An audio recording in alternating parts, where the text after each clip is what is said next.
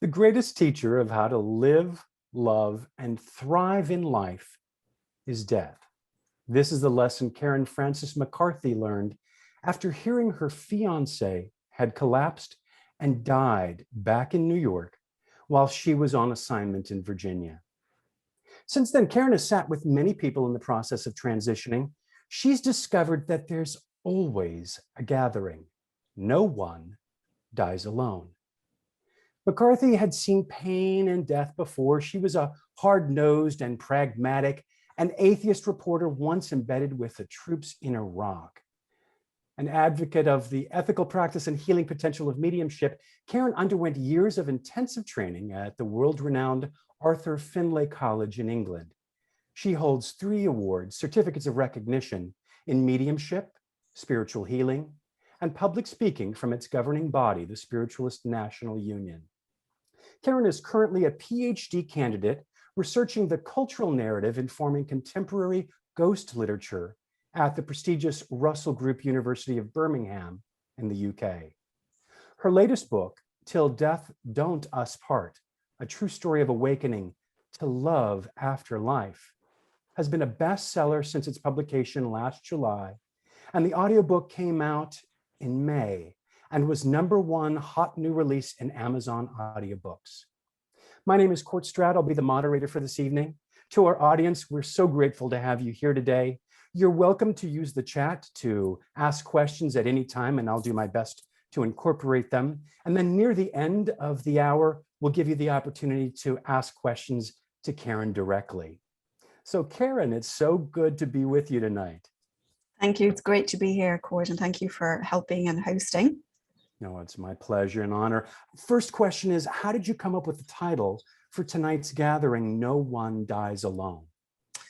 Well, it's something that I've been aware of for quite a long time, but what I started noticing in the last year, 15 months or so, was that a lot of people were coming to me whose relatives had died over the course of the last 15 months, either from COVID or from some other reason for dying. But because of COVID, nobody was allowed into the hospital to see them. Right. And so what I found from just talking to numerous people was there was considerable worry and stress that they were left with, having been, been robbed really of the opportunity to spend that time with their loved one as they transitioned. There's all these questions unanswered. Nobody knows how were they okay? Were they calm? Were they in pain? And it's very hard, as you know, to get anything out of medical industry, especially now, because it's impossible to get anybody, on the phone. But, having sat with my mother and my father, both through their transitions, it's such a sort of odd way to describe it, but it's really such a powerful and almost magical experience. And it's hugely important in the grieving process to have had that time with the loved ones. And so to be left, outside the gates, so to speak, and to have no idea what was going on, how loved ones felt at that time. So many people have come to me over the course of the last year with questions about that, still quite distressed, sort of imagining all sorts of things, as the mind tends to imagine the worst. It's very good at that. And just this idea of like, were they just lying there in the bed by themselves and nobody with them? So it was very difficult for an awful lot of people. And I started noticing I was having this conversation over and over again, explaining to people that nobody dies alone. There's always a gathering. And also offered some sort of my own evidence of this with my own relatives. And I noticed it brought great comfort to people to know that. And that's why I kind of thought, you know what, this is a lot more people than are coming to me directly are in this position right now. So it would be a good thing to talk about. It's a brilliant topic for this conversation, particularly because as a society and really as a world, we're still in the process of grieving for those that we've lost, for those that we fear that we may lose. Can you explain to the folks who are on this Zoom call a little more about what you mean by there's always a gathering? Who's there? Right. So every single time I've sat with a lot of people passing and transitioning, and I've had information come to me from them afterwards. There's always a gathering of loved ones. It's like the call goes out, so to speak, and it goes out before we are even necessarily aware that the transition is impending. And you're talking about not in the third dimension, not physically there. You're No. talking about metaphysically there. Yeah. So, loved ones who have gone on ahead will be there. Mothers always show up for children. Husbands, spouses are always there. Parents are always there. There's always quite a number of people there. And I'm sure there are many people in the room who have sat with people who are transitioning, where you've kind of noticed your loved one, and especially at the end, like with my mother, for example, they had given her quite a lot of morphine at the end. And she would wake up every so often. There were only three of us, my father, my brother, and I in the room, but she would look around as if there was a whole, and then she would stare into the empty space between us. And at one point she stared into the empty space. She looked at me, she looked back at the empty space, and she looked kind of confused, like she was trying to figure out why was that person and me standing next to each other in this room. Like she couldn't compute with her in her, because the morphine, like was actually her Auntie Bridie standing next to me, and I could see her looking at Bridie, who's gone to the spirit world 40 years ago, looking at me and trying to figure this out, but a lot of people will notice that a loved one, if they were with them, they'll start looking at empty spaces in the room and fixate on them. And it's because they're seeing the gathering of loved ones coming to help them. We just lost my mother-in-law about 2 months ago. And I knew we were getting close to the end when, in the middle of the night, she said, Mike was her husband who's been dead for 20 something years. Then she said to my husband, who was sitting next to her, oh, Mike's here. And I thought, okay, that's a sign we're winding things down.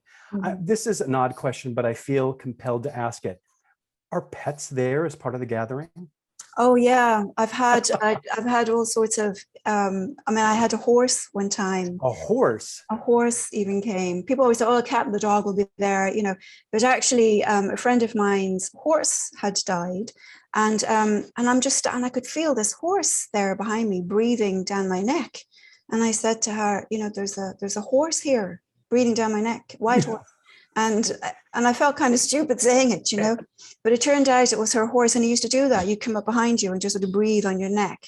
And he was still doing the same thing, which was very evidential for her, because it wasn't just me saying, oh, there's a horse here. There was actually a horse behaving the same way as he had always behaved in life. You'll always see dogs here coming along. You see quite a lot of dogs and cats, especially dogs. And often the dogs will come in first. They'll come running in first. Before the people? Noticed that as well. Yeah, it's remarkable. That is remarkable. Karen, we have a question from Carolyn Leslie. What about people who are not connected positively, who are estranged? You mean, estranged from people in spirit form? So the question is, what about people who are not connected positively? To whom? Right. So I'm, Carolyn Leslie, do you have any clarification on your question? I'm just wondering if you mean if they're not connected positively to somebody in spirit form, will the person in spirit form still come? Is that what the question? Perhaps if they were estranged before they transitioned. Yeah. Correct. Okay, great. Yeah, no, the thing is that if the wisdom of those in spirit form is really astounding, and I've worked with people who are dealing still with a lot of trauma from bad parents, like an abusive father or whatnot. If the person here has still carrying a lot of issues about that person, if that person would, in my experience, I should say, has always had the wisdom to know to stand back, because it could cause distress for the person here if they've still got unresolved trauma related to that person. But people, when they go, I mean, I've had people not in transitioning, but just mediumistically worked with people who were estranged. I had one woman who was estranged from both parents all her life. She was in her 60s when she came to me, and she came twice. One time her mother came, another time her father came. But the father had tried to come the first time, and she didn't want to talk to him. So we didn't talk to him, and he went away. And then she came back to me a couple of weeks later, and she said, I'm ready to talk to my father. So we did another session, and the father came in at that point. But when he came in at that point, he didn't just come in apologetically. He came in remorsefully, but not just, oh, I'm sorry, or something that's, he actually came in with very specific details about the things that he had done and why he was sorry. And then also with an explanation for why he was the way he was. Now, the key in that situation was she had decided she was ready to hear from the father. And so he stepped in. Got you. But if somebody's not ready to hear from them in their wisdom, and with that kind of compassion, will step back, and somebody else will be the one that steps forward first, if that answers your question. Terrific. We've got a quick comment from Leslie Martin, who said there's a program called NODA. It is No One Dies Alone. It's usually set up in hospitals. It was founded by a nurse who experienced something very sad with a patient on behalf of those dyings without family. And she expresses happiness that you're presenting on this.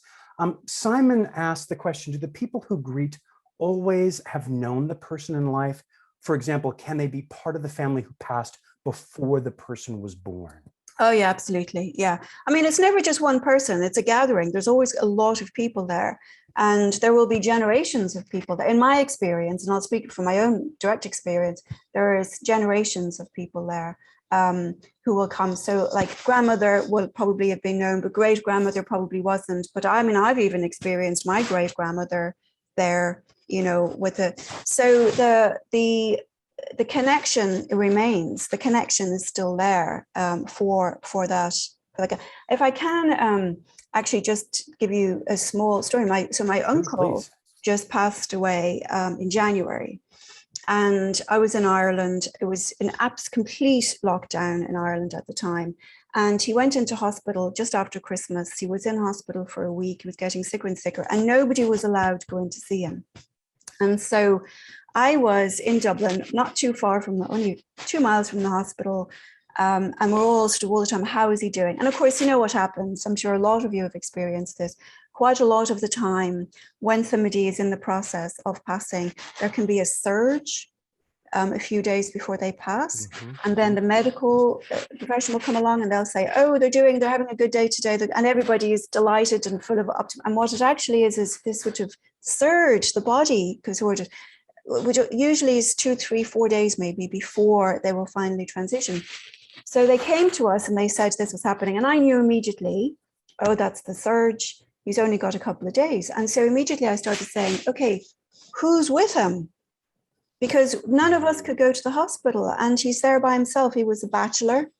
He never married. He was 82, and he's there in the hospital by himself. And I'm sitting there in my apartment about 2 miles away going, who's with Uncle Phil?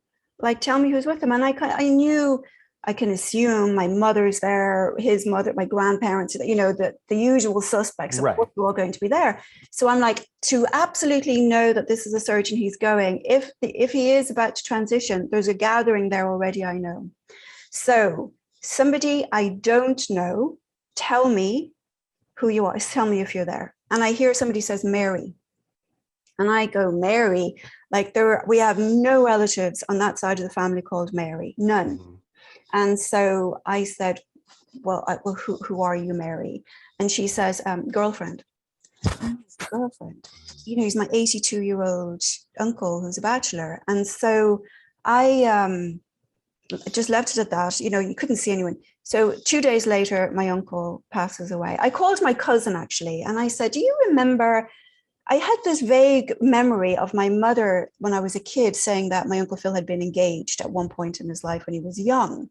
So I called my cousin. I said, do you remember this? Do you know anything about this? She's like, I just heard tell of that. I don't know anything else. So I just let it go.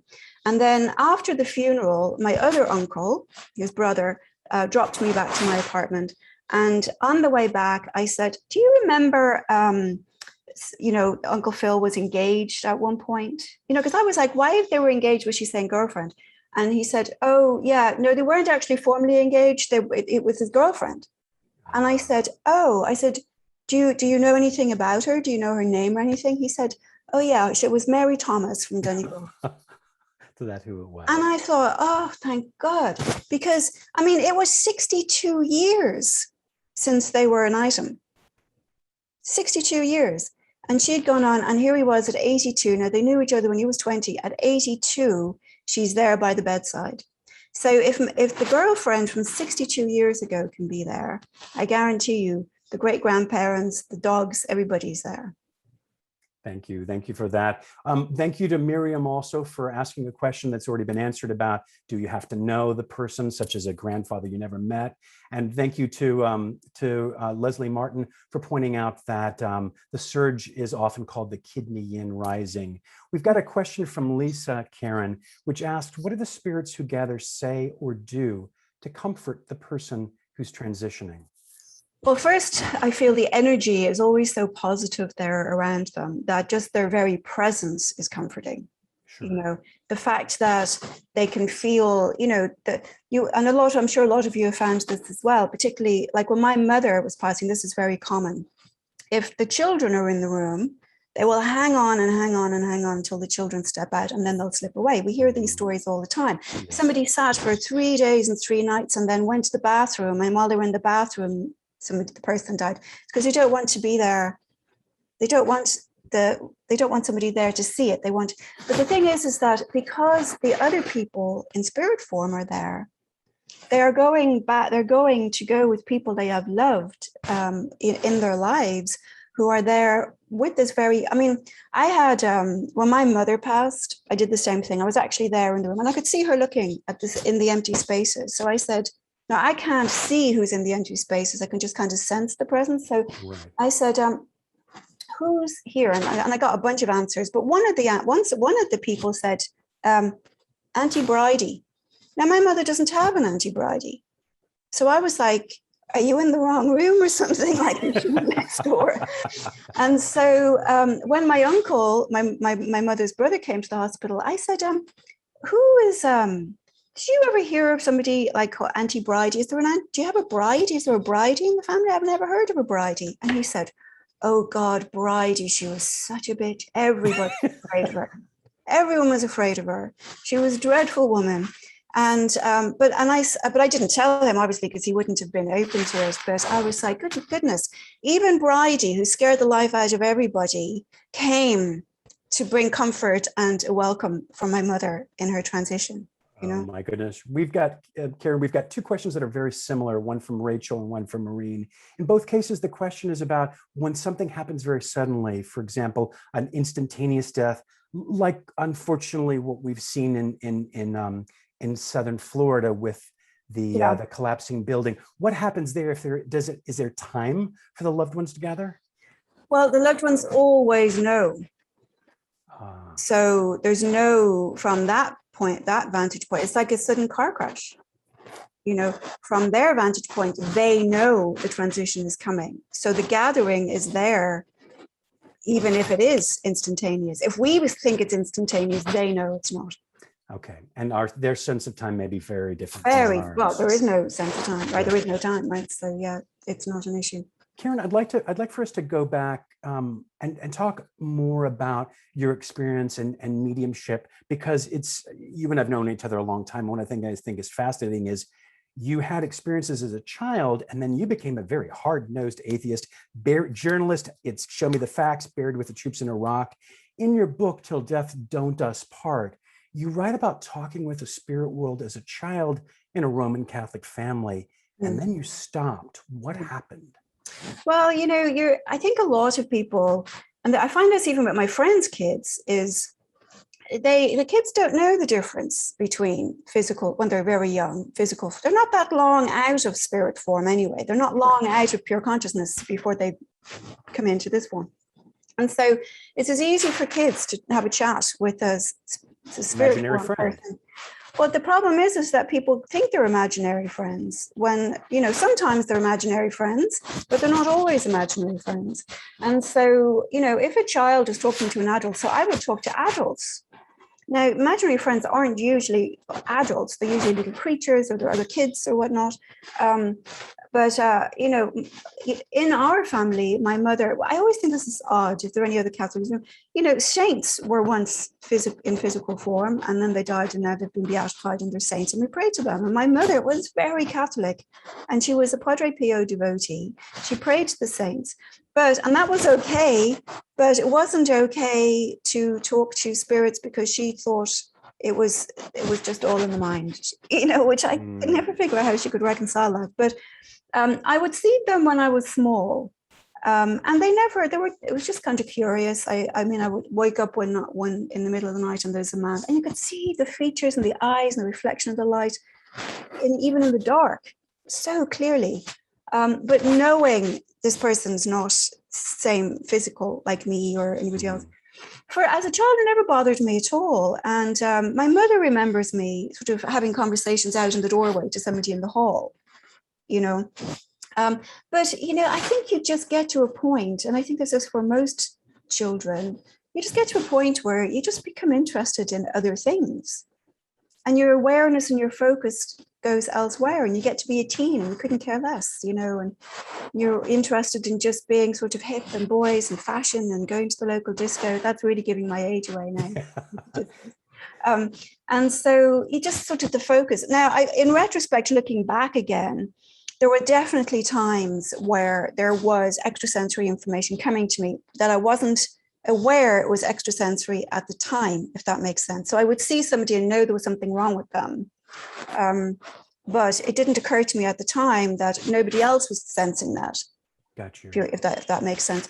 And you just kind of lost interest in it. I had no interest in it, and just kind of got on with life. And it wasn't really until my fiance passed away that all sorts of, as you know, because you remembered me telling these stories at the time, all sorts of weird paranormal, which I didn't even call them paranormal at the time. I thought it was me having nervous breakdown, were going on.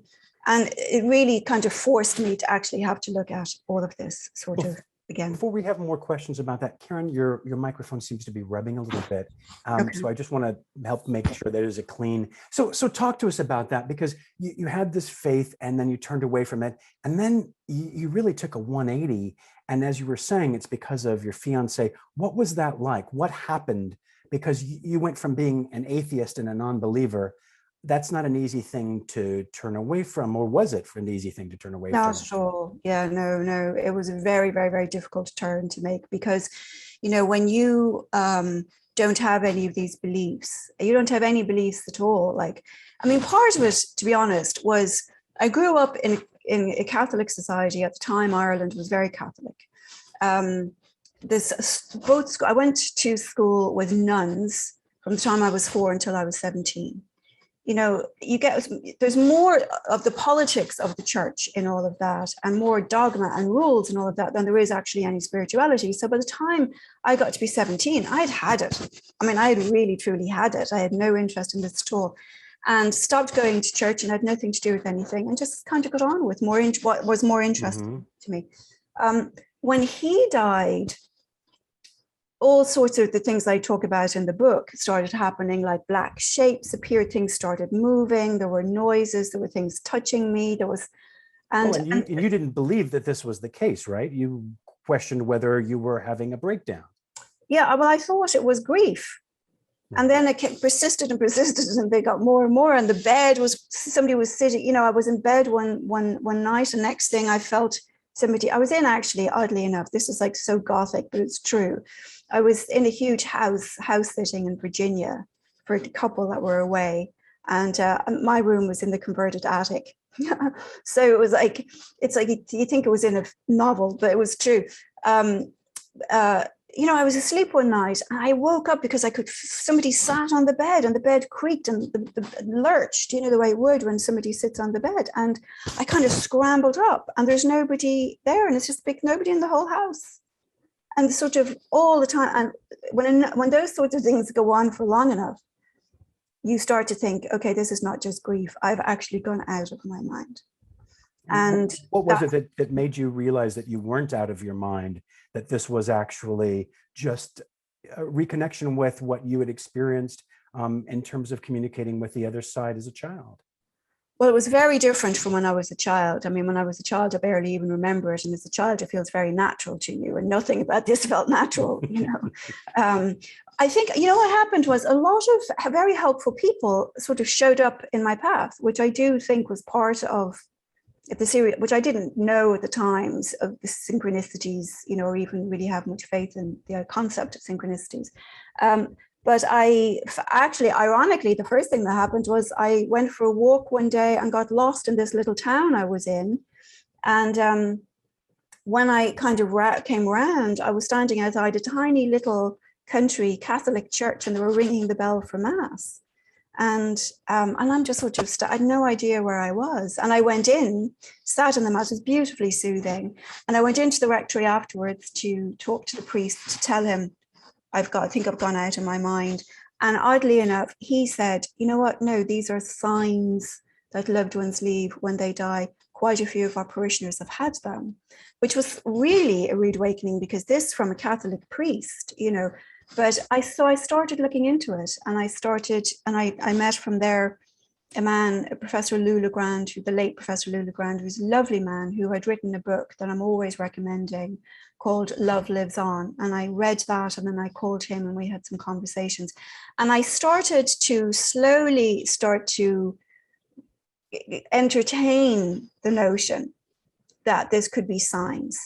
But entertaining the notion it could be signs was a long way from believing that consciousness remained intact outside the brain. So it was a very long journey of a lot of people, a lot of conversations, a lot of experiences, a lot of reading, and eventually then asking questions of my fiance, if you are actually there, like they say, show me this or show me that. And he started doing that, and it just kind of like that. It was just like ultimately it all kind of, I mean, I actually even saw an article that had been written in, I think it was The Guardian back in, or the British Times, back in like the 80s, when there wasn't even an internet to put these on. And I saw it in a secondary site, you know, a reproduction of this article. And John Hopper had written it, who was the Rome correspondent at the time. I think it was for The Guardian.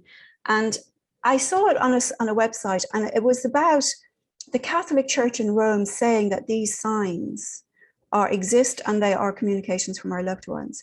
And I was so skeptical that I wouldn't even believe that. I actually went and emailed John Hopper and the author, the journalist, the Rome correspondent. Yeah, I emailed him and said, hey, do you remember writing this?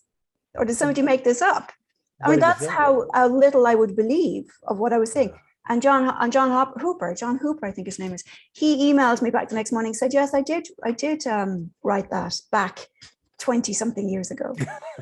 That's amazing that a journalist can remember. Karen, we've got a couple of questions. I want to come back to sort of your journey, but a couple more questions. We have a question from Lisa asking, what's the environment like for those who have passed? Oh, the $1 million question. You know, I say all the time, I really do feel that my understanding of what lies after us is so malleable and so sensitive to our perception that I don't think there can be, when we understand even to a certain degree in this world that our perception molds and creates our reality. It seems that we are in a hyper malleable state there. And I do feel lots of people have described near-death experiences and out-of-body experiences. It seems to me that our perception that we carry with us hugely affects what that stage of existence looks like.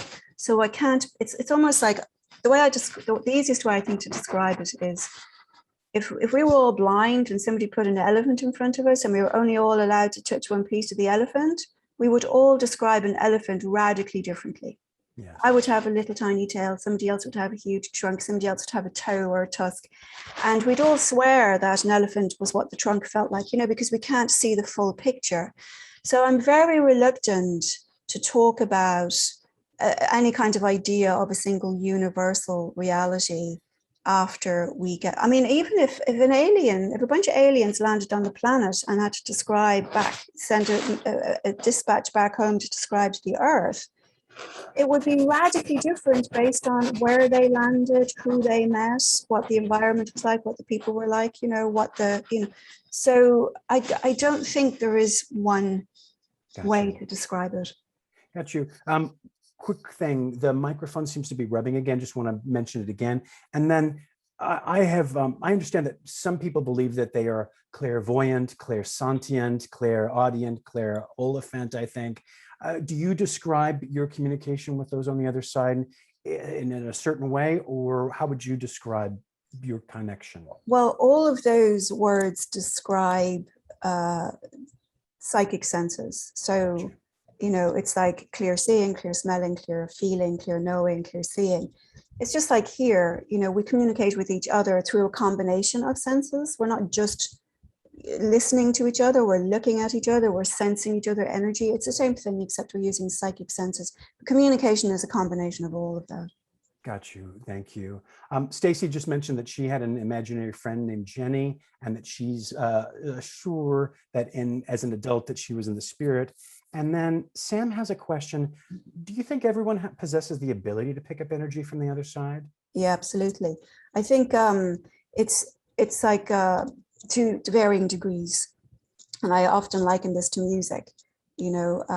You can have great musical ability, sort of just this natural talent, and just sort of, I mean, if you put me in front of a piano, I'd really struggle through chopsticks. But Beethoven could roll out of bed to urge joy. Do you know what I mean? So everybody has particularly clairsentience, which is almost like just a heightened sense of intuition. Mm-hmm. So everybody has that ability to sense the presence.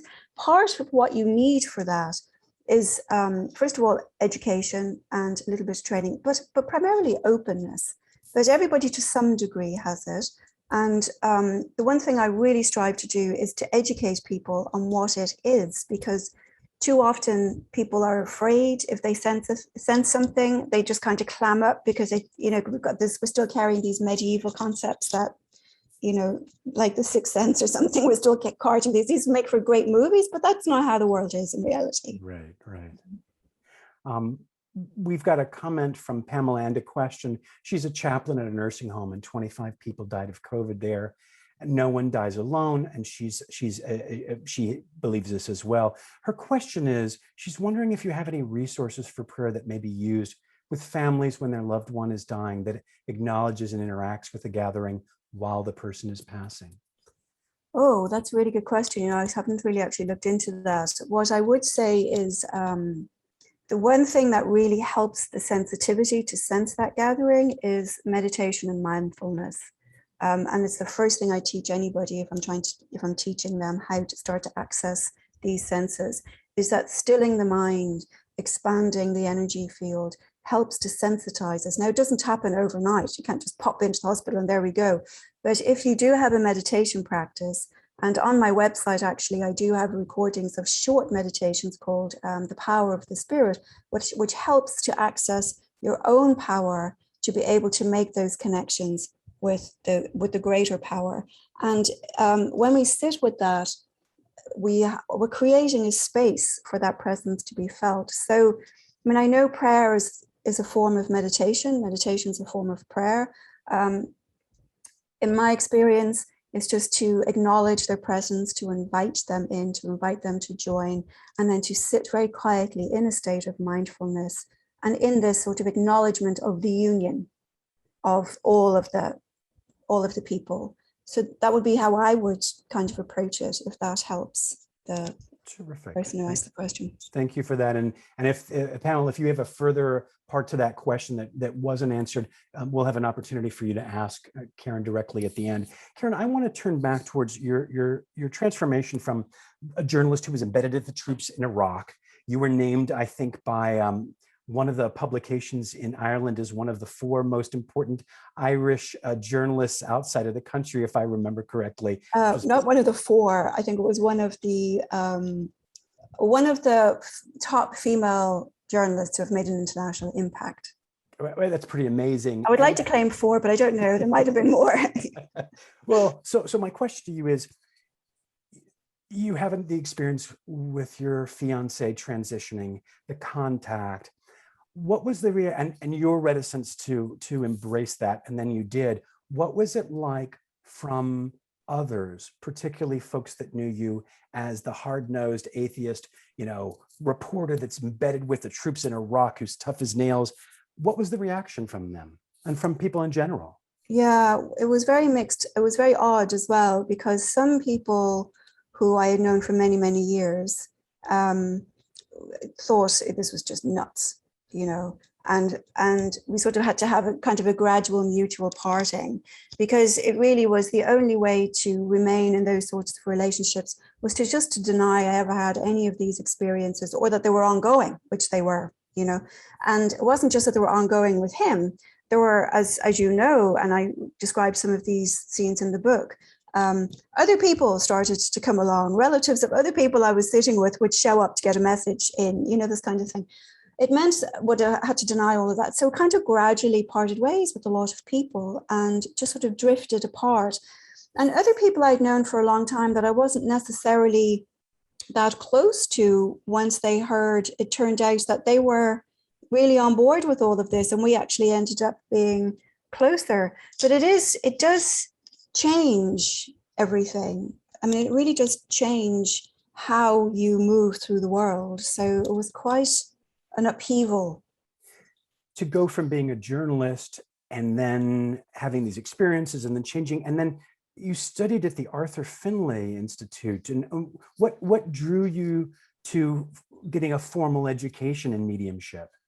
Well, I had a lot of people who really haven't had the right training or really had the right education, perpetuating an awful lot of very harmful superstitions. So which is why I'm doing a PhD now. I'm a huge advocate of dispensing with superstition and starting to look at what is going on in the light of our contemporary understanding of consciousness and whatnot. I unfortunately had an awful lot of bad experiences from mediums who were perpetuating all sorts of superstitious concepts, which you wouldn't expect. So you kind of go into these situations not forewarned and forearmed, because you think, oh, they've got some kind of level of wisdom, which is not the case. And so when I started working with this, people kept encouraging me to, since other people were popping in over, to give messages, that I actually go out and offer this to other people. And I thought, if I'm going to do that, I need to make sure that I do that in a very highly informed and very ethical way, so that I don't do to other people what all of those other mediums did to me by just sort of dropping their superstitious beliefs on me. And so it was very important to me. I mean, I studied not just the Arthur Findlay College of Mediumship and Psychic Sciences. I mean, I spent years there. I've got 3 certifications from there. I also studied grief and bereavement counselling at the Institute of Counselling in Scotland, because I felt ethically and morally bound to know what I was doing and to do it well and responsibly. And I think that makes a lot of sense. And that's sort of in keeping with One Spirit is about, educating ourselves and making sure that we have the tools that are needed to be able to do things in a loving and yet responsible way. Am I correct that you said, I think you told me once, that in the UK, you cannot be a practicing medium unless you have certification? Am I remembering that correctly? No, anybody can hang out a shingle. I mean, the thing is there are laws about it, but they're not enforced. Yeah. Got you. I mean, the one thing there is definitely laws about is healing mediumship. Okay. That's a different thing. I want to turn to a question about, so you talk in the book about how you understand that there is no death really, and that's transformed how you live this life now. Can you explain for our viewers what that means? So I think part of the reason why I have that kind of perspective is because I practiced Zen for many years. Now, I said earlier I had nothing, I just ran out of the Catholic Church, and I eventually found my way into Zen. Now, Zen appealed to me at the time because it's non-theistic, because it's non-dogmatic, and because it's just all about personal experience. There's no bells and whistles, there's no reincarnation, there's no nothing. It's all about being present. And so even though I'm kind of an oft Zen practitioner now, but not consistent anymore, it's still something that I feel, if we are here on the planet, we are here for a reason. If we were meant to be in the afterlife, we would be in the afterlife. And so my focus is that if we have been plopped here on the planet, we either chose to be here or whatever point of our path we are on, it is to be here now, as Ram Dass says. And if we are to be here now, this is where our focus should be for a reason. And I'm more concerned with what that reason is and being present here than I am about what's awaiting us in the afterlife. Now, the fact that we know there is an afterlife, to me, it sort of in a strange way helped me understand that eternity is already here. We're already in it. This is a part of it. It's already started. It doesn't start when we die, right? We're already in the infinite and we're already in the eternal already. And so why is that? What are we supposed to be here to do?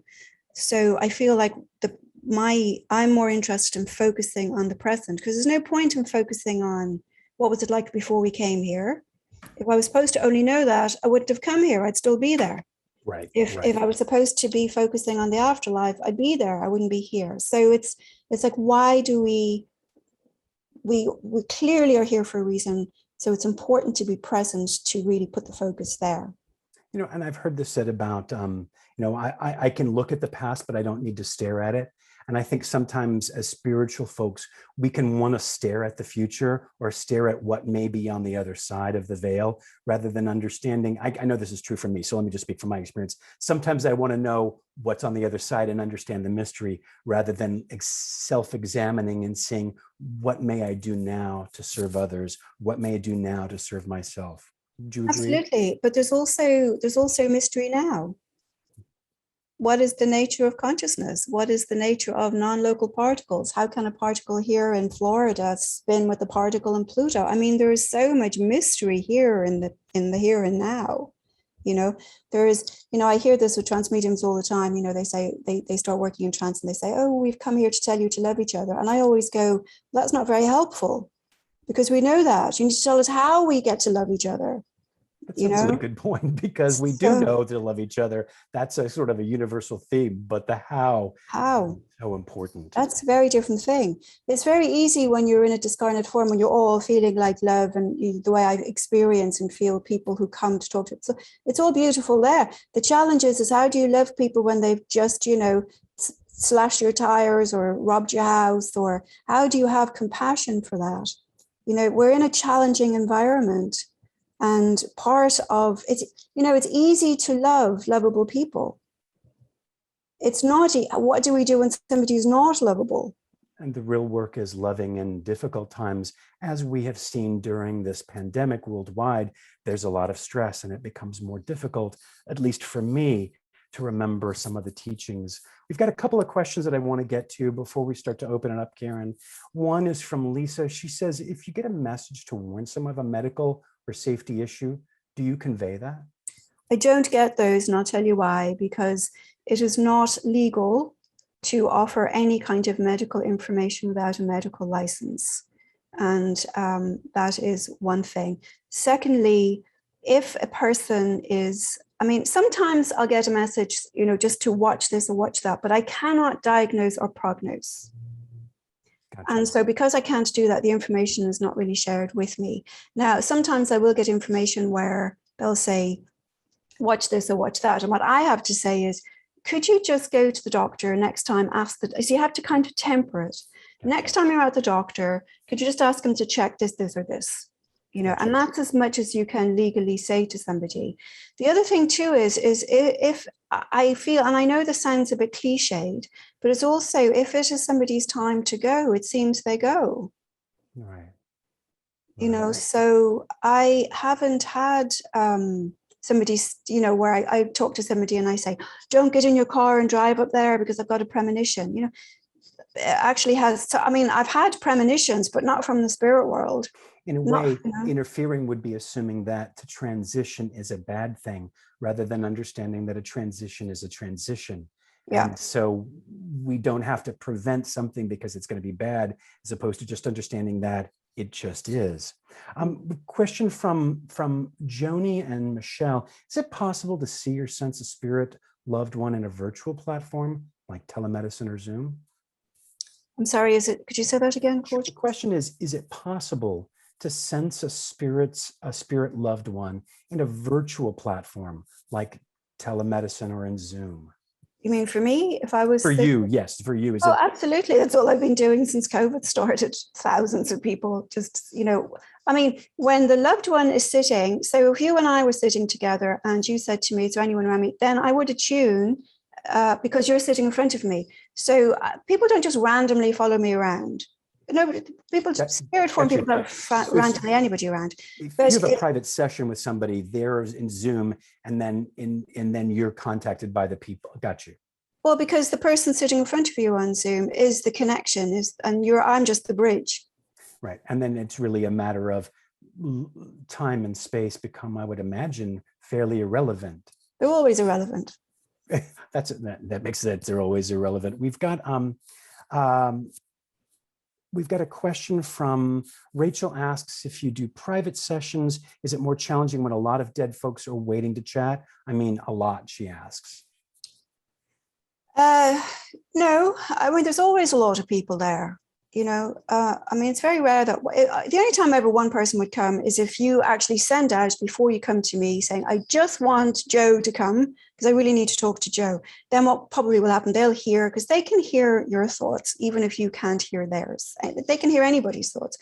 And so usually there's always a lot of people come. It's just a matter of who is it particularly you want us to invite in? And sometimes I'll just say, if you only want to speak to Joe, just give us a moment, ask everybody to wait, let's Joe pop in, we'll have a chat with Joe. I can't guarantee anybody's going to come.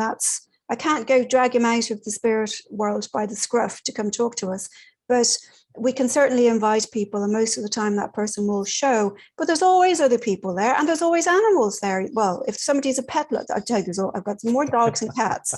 Come, I had an iguana, I had a gecko 2 weeks ago. That's pretty wild. Well, I want us to give us an opportunity for folks to be able to ask questions of you directly. So what I'm going to ask is, for those of us who are on the Zoom, if you'd like to ask a question, we may not be able to get to everybody, but if you would use the Zoom to raise your hand, we've got 2 quick questions that I'll ask while we're giving people an opportunity who would like to raise their hand on Zoom using the reactions button to be able to do so. Margaret asks, if people have done very destructive things like genocide, what happens during their transition? Do spirits still come to help them? Well, I haven't come across, I have to say, I would have to only answer that theoretically. I haven't sat with anybody who has committed mass murder in their transition, so I don't know for sure. But I would imagine somebody would come. Who, it could be a guide, it could be, I mean, I really don't, I mean, I know there has to be somebody there, because nobody's going to be left wandering about, not knowing where they're going, so to speak. That's an old medieval sort of belief system. I haven't come across anybody who has committed heinous crimes to know what happens around the bed, but I do know that there is always going to be somebody there, even if it's not a relative. There will be some form of higher being there. So that no one ever dies alone, even if you've committed genocide. No, I mean, and who are we to know or judge? Yes. What the reason was behind all that, Another question is this. So that was a question from Margaret. This question is from Elizabeth. You said, well, I've had premonitions, but they're not from spirit. What other kind of premonition is that then?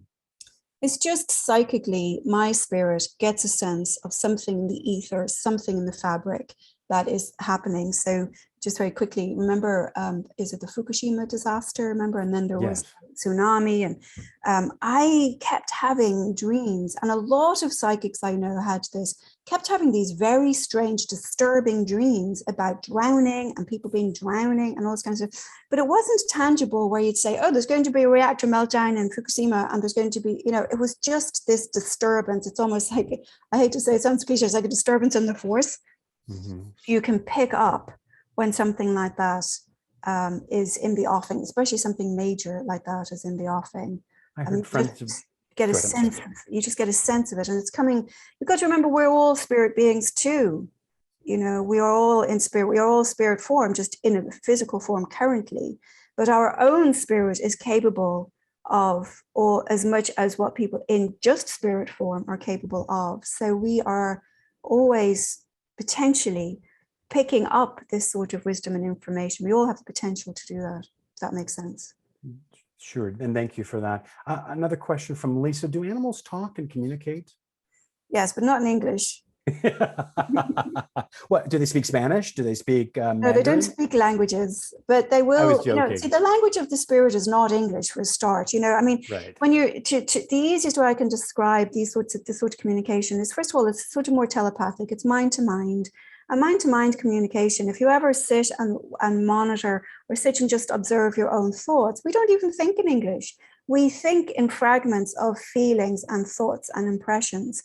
And so when you're working mediumistically, it's almost more like sharing a dreamscape with somebody. You get images and feelings and odd words and impressions and just somehow know things. So even humans aren't really necessarily sitting there. Nobody's just sitting there talking in your ear. It's really, if you remember what it's like, when you're wandering around a dreamscape, it seems very real while you're dreaming, right? That's true. That's what mediumistic communication is like. It's sharing these impressions and thoughts. And so when animals come along, they'll do the same thing. So they're not, but you won't hear words. I've never heard an animal say words. Although I was teaching a course in animal communication there just last month. And we had, and I had the case of Coco, the gorilla, who could sign, which was really interesting, because if the gorilla could sign, she could understand language. And so she could convey. It was a little different than, say, the gecko, but, right. But no, we communicate huge amount of, I mean, I think they've had studies of this, something like 70% of our communication, even just normal communication, is nonverbal. I know that's true for, they say a picture is worth 1,000 words. Scientists have said that a minute of video is worth 1.8. Well, then how much more is a face-to-face contact? It's all the little micro calibrations and the intuitions that we can get. There's some more questions on chat, but I want to give Rob the chance, since he was brave enough to raise his hand to ask the question directly. Rob, we're trying to keep questions and answers to, under 2 minutes. So would you mind asking your question, unmuting yourself? So I'm going to ask you to unmute. Can you unmute yourself, Rob, and ask the question? There you go. Thank you. So I wanted to respond actually to the question about somebody who had committed genocide. I have not, that as far as I know of, been with somebody who's committed genocide, but I have sat with people who have done great harm to others. And one person described the person that they had harmed, who had passed, being present in a very forgiving, loving way.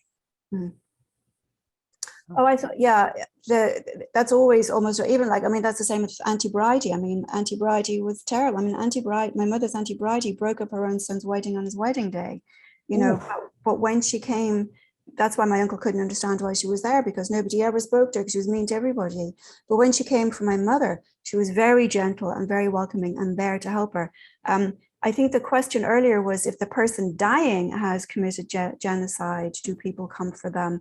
And I haven't, like I said, I haven't sat with somebody who's committed genocide, but I have sat, everybody I've sat with, and I've sat with like abusive fathers and whatnot. Somebody has always come, and they've always come. We don't understand the purpose for a lot of this, but in their wisdom, they do. And one thing there is always there, we always get, is sort of kindness and compassion. Always kindness and compassion. I have never had somebody come to communicate with a loved one here who did not come with kindness and compassion. Great. I want to get to you, Karen, in just a second. One more, Katie asked, can you please talk about different endpoints for different possibilities of dates of death, or is this really true? I don't know. I've got to be honest. I really don't know. Okay. I mean, I know it's a theory. I haven't really experienced it necessarily. So, I know, for example, with my father, he had two massive cardiac arrests 10 years before he eventually passed. And at the time, the doctors said he had a 1% chance of survival. And I kept saying that that's wrong. This is really wrong. You don't know my dad. There's no way. I know my father's not dying. And he didn't. I mean, 2 weeks later, he was up. He was a swimming coach. He was up and he was using his bed as a desk to write swimming programs for, he was an Olympics swimming coach. And the doctors couldn't believe it. And I kept saying, I'm telling you, he's not going, you know. But then I think it was not 9.5 years later, his heart finally gave out and he went. But it was almost like the first time around, it wasn't his time. So, you know, you could extrapolate what you will from that, but I haven't I couldn't say from experience, and I really do try to speak from experience rather than theoretically about these things. I know that with my father. I also know other people have gone unexpectedly, where it's like just seems the most bizarre thing to have happened. And it seems a lot of the time there's just this timing that we don't understand. But again, that's really sort of anecdotal. So I don't know really for sure. Sorry. Thank you, Karen. So we're going to ask Karen she raised her hand. We're going to try, we may not be able to get to all the questions, and I apologize that, but we're starting to run out of time. And since Karen, Reverend Karen was brave enough to raise her hand, Karen, would you mind unmuting yourself and please ask the question yourself? Hi. First of all, thank you. I just, I love this tonight. So thank you. It's what I do, what I've been doing. So what I have seen, what I have noticed is that often the people that struggle with the most fear have the most restrictive belief systems about, are they going to hell? Are they, you know, the whole thing. And I also learned that often it's my role as a doula to sit with people and witness, and not to try to jump in and relieve that fear, because it could be their final lesson in learning about fear. So my question to you is the role of fear when people are really fighting death. What can I do? Or, you know, as a person who is, you know, a doula trying to help someone transition, what kind of things can I do or should I not do? Well, I know just from my own sort of study and my own experience of this is that you're absolutely right. There's no point in trying to have this sort of 11th hour conversion situation going on, because it's not going to help. It's just going to frustrate. You know, I really do feel a lot of the time that's the person's path. If their life has led them to this belief system at this point, it's probably not going to shift while they're in physical form. It's going to shift pretty fast once they step out of that. And that may just be the way it needs to be. So what I really just do is I just try to sit and just very quietly send spiritual healing. I just do healing mediumship, just sort of very quietly send healing mediumship for whatever they are capable of receiving for their highest good and well-being. I know it doesn't sound like doing an awful lot, but it's, I think, the most we can do at that point, because as soon as they step out, everything's going to change. Okay, so that fear, that struggle we see is just really in the body. And that's what I do. I hold space and maybe hold their hand or whatever. So that's what I do also. But sometimes it feels like, God, I want to do, do something to help them. And really, it's not my space. It's not my place to do that in their journey. And you have to remember also that while you're holding this hand, there's a loved one in spirit form holding the other, and so as soon as they reach that threshold, things are going to change radically for them. And I feel like we really just need to trust the gathering. Okay. That they know what they're doing. They know this person. They know what they're doing. They know they're going to be in good hands in a matter of minutes, even if it doesn't look like that. It can be quite distressing, especially when you have knowledge that could really help them. But we can't really impose our beliefs. That person wouldn't probably have accepted your belief a month ago. They're certainly not going to accept it now, but they will from their loved one that's holding their other hand when they cross that threshold. Thank you so much. Thank you for that. Karen, can you stay on for like 3 extra minutes so that we can get 2 more questions in? Would that be possible? Yeah. Great. So I'm sorry we're not going to be able to get to all the questions, but Alan asked a question I think that may be very useful, and then we're going to get to Deborah since she raised her hand. Alan asks, it sounds like the spiritual world and spirits want to connect with us. Why can't they connect directly with whom they want to, even knowing that person wants to connect with them too? Well, that person has to be able to receive the communication. It's like similar to the question earlier, does everybody have this capability? And I said, everybody does have this capability to varying degrees. And so it's like anything. We can be massive, like I said, with music, we can be capable of a concerto, or like me, chopsticks. There's a great scale in all of our capabilities and everything that we do. And so part of it is understanding. See, a lot of the time I find that people think that their loved one should be able to talk to them. What they don't understand is actually what the language of the spirit is. They don't understand the language, that the language is more sensory and incredibly subtle.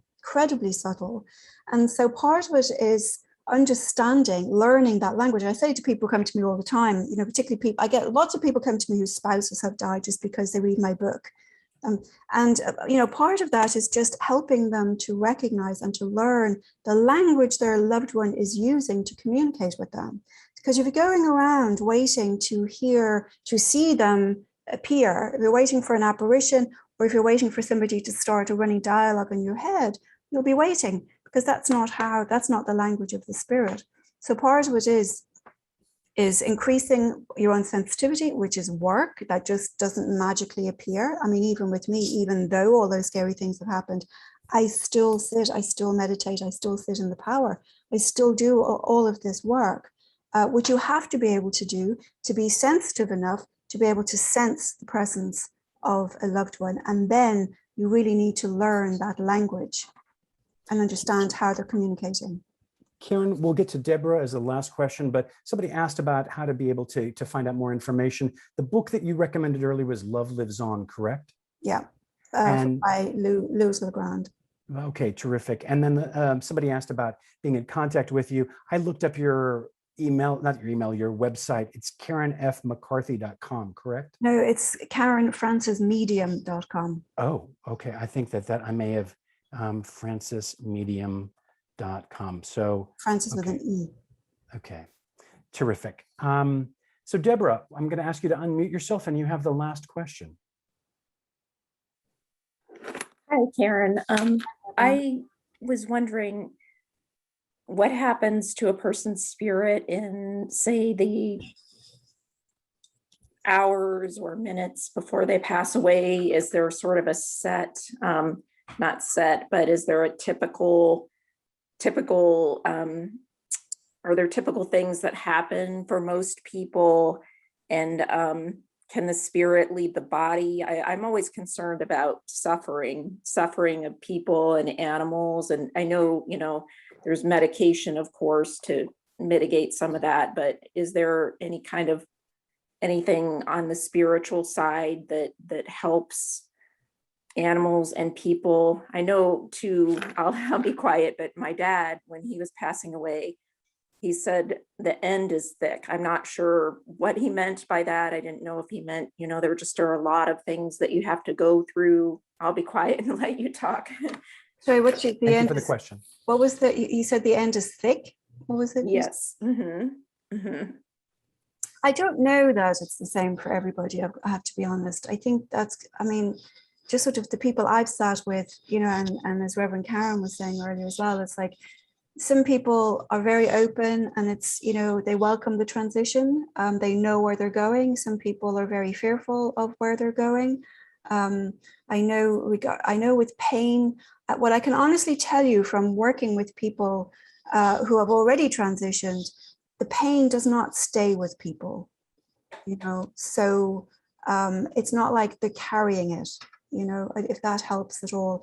I know with, I've had about 10 people I've communicated with who passed from COVID in the last year, and their loved ones have come because, and I always can tell the COVID because I can feel it on my lungs immediately. And I mean, I could tell you what the COVID symptoms are like without ever having had COVID, just from them sharing it. But it's not that they're carrying it, they're just using that to let me know this is what it was. and then as soon as I say, oh, they passed from this, then that is gone away from them, so they don't carry it. So I know that really doesn't answer your question in terms of like, what do you do about pain when they're in physical form? I think, and this is really a question for a doctor, I do think that the nervous system to some degree does shut down, go into shock to prevent a lot of this pain, but that's really a question more from the medical field. From my vantage point, I know that that pain slips away. It does not linger. They don't carry it. Does that make sense? Does that help? Yeah, thank you. Can the spirit leave the body also for a while? Well, I've got time to tell one more sort of anecdotal story. I'm sorry. Yeah. One more, and I think we're going to need to wrap up, just to be respectful. My Auntie Terry was in a coma. Now, I have never had it where a living person is just having a nap and they've left the body, although people do have OBEs, out-of-body experiences, but a lot of the time they do actually spend a lot of time practicing that and training to be able to do that. But in terms of somebody who's transitioning, leaving the body, it has been known where, and I have had this actually, where somebody I know was in a car accident and it was died in a car accident. It was very clear. They made it very, very clear to me that they had actually vacated their body just moments before the impact. So I do know that because I've had somebody tell me that. I know with my aunt who was very, very sick and they put her into an induced coma. And my mother called me to tell me she was in an induced coma. This is actually, the scene is in the book as well. And that they were expecting they were going to be able to come in and operate on Monday morning, and she was probably at a 50% chance of surviving. But what actually happened over the weekend was she came to her and my grandmother showed up in my bedroom at 2:00 in the morning. And I thought, oh, she's died because they're both here. My grandmother has come to collect her and they're off. And when I jumped out of the bed and called my mother, it turned out that she hadn't. But I found out later that was the precise moment, my cousin told me later, it was the precise moment she had taken what they call in Ireland a turn, which was the point of no return. And they then decided at that point they were going to just turn off the machine. But she was technically still alive on life support, but clearly her spirit had left her body because she was with my grandma. And I have to say, she felt fantastic. I was very jealous of how young and vibrant she felt, but she had actually left before they turned off the machine. I know that in that case. So that could have been because she was on life support. But I definitely have had people, especially in impact situations where they have it's almost like sprung out before the impact. Karen, we want to thank you so much for your time this evening. Thank you for all of you who've come. We appreciate this opportunity. And somebody had asked about Karen's book, Till Death Don't Us Part. And thank you again, Karen. Thank you, David, for helping to arrange on a technical basis. Thank you to Nikki, who helped arrange this overall. And thank you to the One Spirit community. Have a great night and a safe and wonderful holiday, everyone. Bye-bye. Thank you, Karen. And thank you all of you for coming and asking interesting questions. Thank you, Karen. Thank you so much. Thank you. Thank you very Excellent. much. Excellent questions. Thank you. Thank you.